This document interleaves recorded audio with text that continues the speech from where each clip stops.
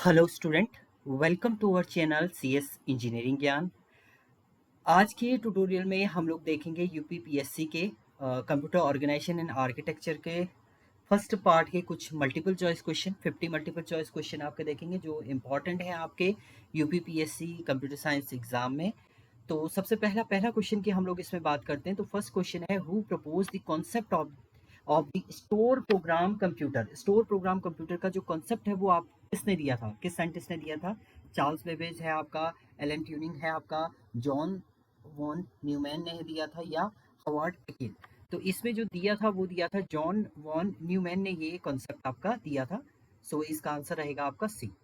Now next है, in the store program concept instruction and data storing. जब store program concept की आप बात करते हैं तो इंस्ट्रक्शन और डेटा आपका कैसे स्टोर रहता है? आपका सेपरेट मेमोरी यूनिट पे होता है, सेकेंडरी स्टोरेज पे होता है, या सेम मेमोरी यूनिट पे होता है, या रजिस्टर ओनली?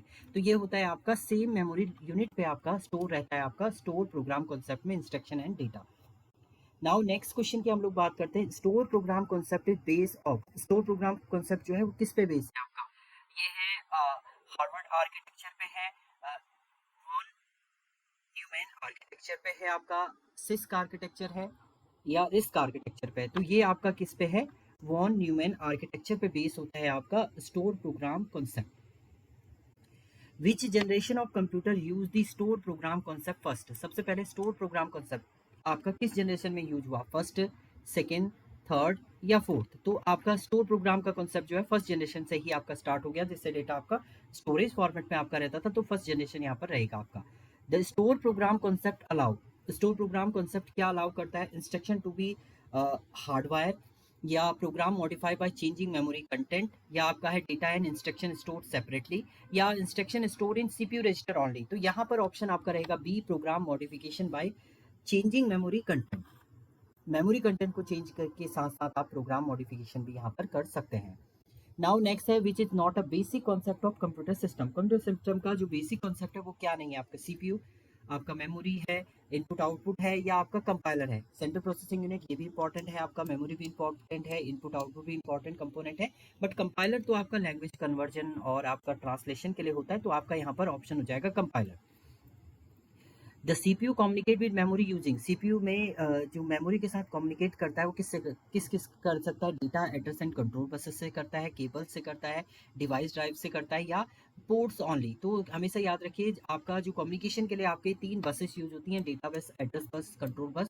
तो सीपीयू जो कम्युनिकेट करता है वो आपका बसेस के थ्रू करेगा, तो यहाँ पर आपका ऑप्शन हो जाएगा data address and control. ALU सभी को पता होगा, अर्थमेटिक लॉजिक यूनिट आपका है। अर्थमेटिक लॉजिक यूनिट आपका इसमें आंसर हो जाएगा आपका। Control unit is responsible for, control unit का मेन काम क्या होता है? कंट्रोलिंग, सिग्नल को कंट्रोल करना, परफॉर्म अर्थमेटिक ऑपरेशन, या जनरेटिंग कंट्रोल सिग्नल आपका होगा, या स्टोरिंग डेटा होगा, या आपका क्या होगा? Handling catch only. तो यहाँ पर जनरेट करता है ये कंट्रोल सिग्नल आपका कौन? Control unit. नाउ नेक्स्ट है आपका, input out device are example of. Input out device किसका एग्जांपल है? हार्डवेयर है, आपके सॉफ्टवेयर है, फ्रेमवेयर है, या कैच है? तो अगर आप input output all peripheral device, input या आउटपुट की हम लोग बात करते हैं, वो सभी हार्डवेयर के अंदर आते हैं। सो आपके क्या हो जाएंगे? ये हार्डवेयर आपके हो जाएंगे। एंड ऑपकोड रिस्पॉन्स, जो ऑपकोड है आपका वो क्या रिप्रेजेंट आपका करता है? So opcode represent operation to be perform, आपका है ऑपरेंट डेटा, इस पे काम करता है, एड्रेस ऑफ इंस्ट्रक्शन, या साइकिल स्टेज। तो यहाँ पर ये क्या करता है आपका? ऑपरेशन टू बी परफॉर्म आपका परफॉर्म होता है किसके थ्रू? ऑपकोड रिप्रेजेंट करता है आपका। क्या ऑपरेशन आपको परफॉर्म करना है वो डिफाइन करेगा आपका ऑपकोड। नाउ ऑपरेंड इन इंस्ट्रक्शन स्पेसिफाई। ऑपरेंड जो है आपका वो इंस्ट्रक्शन में क्या स्पेसिफाई करता है? कंट्रोल सिग्नल, मेमोरी लोकेशन और register use, only instruction cycle, या प्रोग्राम कंट्रोल वैल्यू। तो यहाँ पर मेमोरी लोकेशन और रजिस्टर को यूज करता है आपका operand.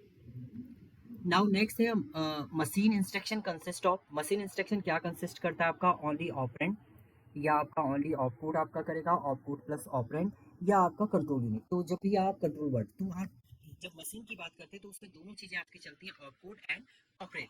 Operand, opcode and operand दोनों आपके वर्क करते हैं मशीन इंस्ट्रक्शन साइकिल के टाइम पर। नाउ नेक्स्ट है आपका, which of the following is not an operand. इनमें से कौन सा ऑपरेंड नहीं है आपका? रजिस्टर है, इमीडिएट वैल्यू है आपका, ऑपकोड है, या मेमोरी लोकेशन। ये तो सारे ऑपरेंड होते हैं आपके, बट ऑपकोड जो है वो आपका ऑपरेंड नहीं है आपका, तो यहाँ पर आ जाएगा ऑपकोड। नाउ नेक्स्ट है the instruction set architecture ISA define. ISA क्या डिफाइन करता है आपका? ओनली माइक्रो प्रोग्राम्स या आपका प्रोग्रामिंग लैंग्वेज सिंटेक्स या सेट ऑफ इंस्ट्रक्शन है सीपीयू कैन एग्जीक्यूट या कंट्रोल सिग्नल। तो यहाँ पर आ जाएगा सेट ऑफ इंस्ट्रक्शन, क्या सीपीयू इंस्ट्रक्शन परफॉर्म करेगा और एग्जीक्यूट करेगा वो डिफाइन करता है आपका ISA। नाउ नेक्स्ट है first step of instruction cycle is. Instruction cycle जब भी आपकी परफॉर्म होती है तो फर्स्ट इंस्ट्रक्शन क्या होता है? वो फैचिंग का ही होता है आपका। एग्जीक्यूट है, डिकोड है, आपका फैच है या आपका स्टोर है। तो इंस्ट्रक्शन साइकिल में सबसे पहला स्टेप आपका फैच होता है, फिर डिकोड होता है, फिर आपका एग्जीक्यूट होता है। इंस्ट्रक्शन साइकिल सीक्वेंस देखिए यहाँ पर दे भी रखा है। सबसे पहले आपका होगा fetch, then decode and then आपका एग्जीक्यूट होगा। तो यहाँ पर बी ऑप्शन आपका आ जाएगा, fetch, decode and execute. Now next है during fetch instruction is taken from. Fetch के टाइम पर इंस्ट्रक्शन कहाँ से लिया जाता है? ALU, मेमोरी, रजिस्टर ओनली या इनपुट आउटपुट डिवाइस। तो ये लिया जाता है आपका मेमोरी से। फैच होता है आपका डेटा। जब आप क्या करते हैं? फैच इंस्ट्रक्शन परफॉर्म करते हैं तो आपका मेमोरी से डेटा क्या होता है? फैच होता है आपका। Program counter hold. Program counter क्या होल्ड करता है आपका? करंट इंस्ट्रक्शन को या आपका address of next instruction, operand को या आपका स्टेटस फ्लैग। तो ये क्या है? एक एड्रेस को आपका स्टोर करता है नेक्स्ट इंस्ट्रक्शन के। एड्रेस ऑफ नेक्स्ट इंस्ट्रक्शन ये आपका होल्ड करके रखता है आपका प्रोग्राम काउंटर। नेक्स्ट है which register store the current instruction being executed. क्या कौन सा रजिस्टर है जो करंट इंस्ट्रक्शन को एग्जीक्यूट के टाइम पर आपका स्टोर करता है? इंस्ट्रक्शन रजिस्टर है आपका, PC है, MAR है आपका या MDR है। तो यहाँ पर इंस्ट्रक्शन रजिस्टर जो है वो स्टोर करता है आपका करंट इंस्ट्रक्शन को। नाउ नेक्स्ट है आपका which part perform arithmetic and logic operation. इसमें से कौन सा पार्ट आपका अर्थमेटिक लॉजिक वो ALU ही आपका परफॉर्म करता है। परफॉर्म भी ALU की होती है आपके अर्थमेटिक लॉजिक यूनिट। तो यहाँ पर आ जाएगा आपका ALU। Hardware control unit is. Hardware control unit क्या है आपका? स्लो बट फ्लेक्सिबल है आपका, या फास्ट बट लेस फ्लेक्सिबल है, माइक्रो प्रोग्राम है आपका, या only use in hardware architecture. तो आपका ये क्या है? फास्ट बट लेस फ्लेक्सिबल आपका क्या है? कंट्रोल यूनिट होती है आपकी हार्डवेयर। नेक्स्ट है आपका micro program control unit is flexible but slower, faster than hardwire, not use in six complex instruction set computer processing, या नॉट प्रोग्रामेबल। तो ये क्या होता है? फ्लेक्सिबल बट स्लोअर आपका होता है माइक्रो प्रोग्राम कंट्रोल। ये फ्लेक्सिबल होता है आपका बट स्लो होता है। Which register point to the top of the stack. Stack के टॉप पे क्या होता है? टॉप ऑफ स्टैक आपका काम करता है program counter, stack pointer, instruction register या आपका MAR। तो यहाँ पर स्टैक पॉइंटर जो है वो रहता है आपका टॉप ऑफ स्टैक पे, जहाँ पर से पॉइंट करेगा आपका स्टैक में डेटा आप एंटर करें या रिमूव करें तो स्टैक पॉइंटर के थ्रू ही आपका स्टेटस डिफाइन होता है। Status flag are store in. Status flag कहाँ पर स्टोर होता है आपका? प्रोग्राम काउंटर पे, इंस्ट्रक्शन रजिस्टर पे, या PSW प्रोग्राम स्टेटस वर्ड पे, या आपका MAR। तो ये रहता है आपका PSW पे, प्रोग्राम स्टेटस वर्ड पे आपका स्टोर रहता है स्टेटस फ्लैग। नाउ नेक्स्ट है दी MAR memory address register store क्या करता है आपका? ऑपकोड को स्टोर करता है, address of memory location operand को करता है, या आपका नेक्स्ट इंस्ट्रक्शन। तो ये करता है address of the memory location को स्टोर करने का काम करता है आपका MAR। मेमोरी एड्रेस रजिस्टर से ही डिफाइन हो रहा है, तो यानी मेमोरी का एड्रेस ये क्या करता है आपका? स्टोर करने का काम करता है आपका MAR। MDR memory data register hold. Memory data register क्या करता है? Address of memory, data being transfer to from memory, या आपका नेक्स्ट इंस्ट्रक्शन या प्रोग्राम काउंटर। तो यहाँ पर data being transfer to the from memory. तो यहाँ पर डेटा रजिस्टर है तो डेटा पे ही ये काम करेगा। तो data being transfer to from memory, memory में ट्रांसफर कर मेमोरी से लेना है या मेमोरी में ट्रांसफर करने का काम करता है आपका MDR। In CPU instruction decoding is perform by. Instruction decoding किसके थ्रू परफॉर्म की जाती है? आपका कंट्रोल यूनिट, ALU, कैच या आपका रजिस्टर। तो कंट्रोल यूनिट के थ्रू ये आपका परफॉर्म होता है इंस्ट्रक्शन डिकोडिंग जो होती है वो आपकी कंट्रोल यूनिट के थ्रू आपका परफॉर्म किया जाता है। नाउ नेक्स्ट है आपका which of this is a general purpose register. इसमें से कौन सा आपका जनरल पर्पस रजिस्टर है?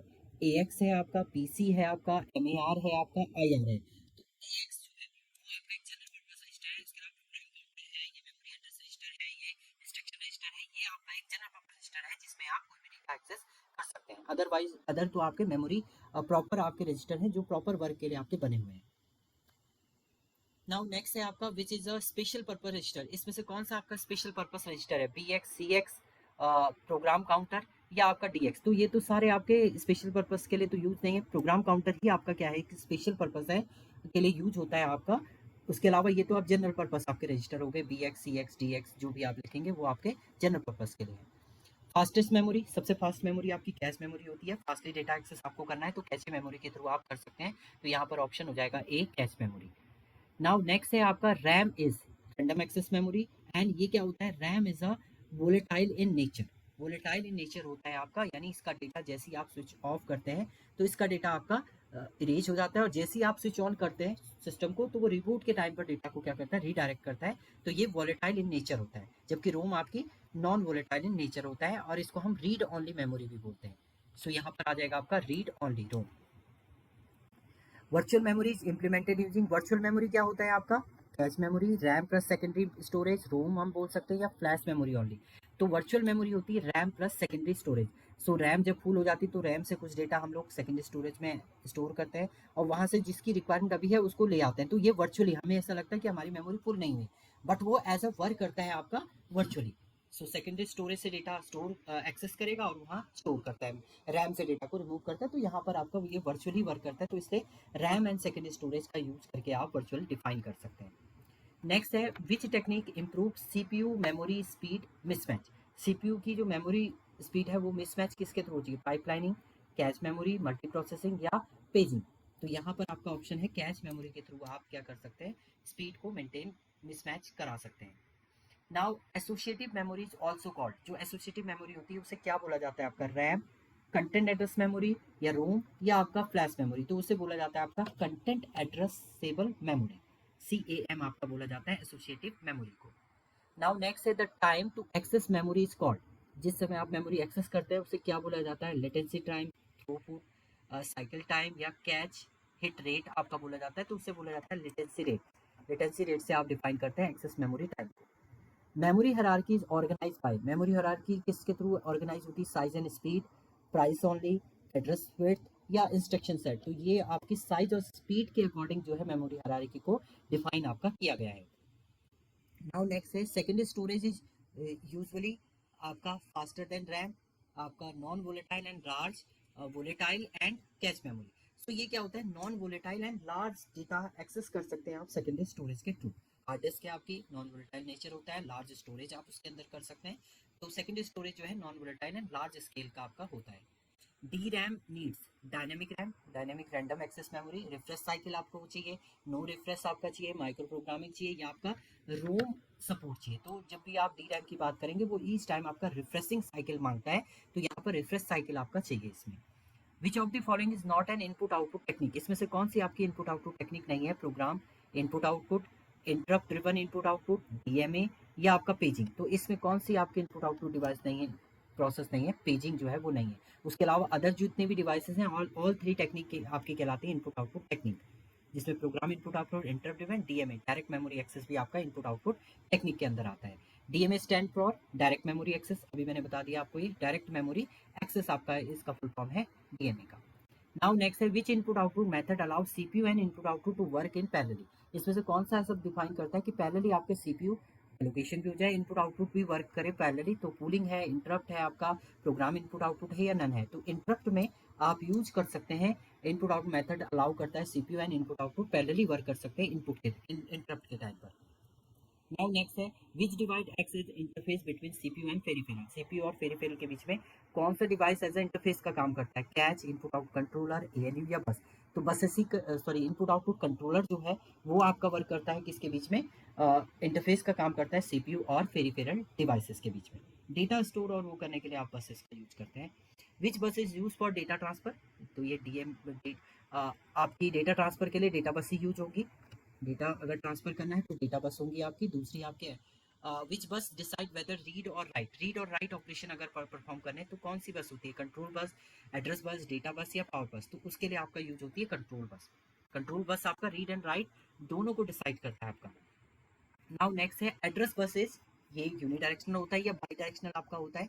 तो एड्रेस बस जो है वो हमेशा आपका यूनिडायरेक्शनल रहेगा, और डेटा बस जो है वो आपका क्या होता है, वो बाई डायरेक्शनल होता है।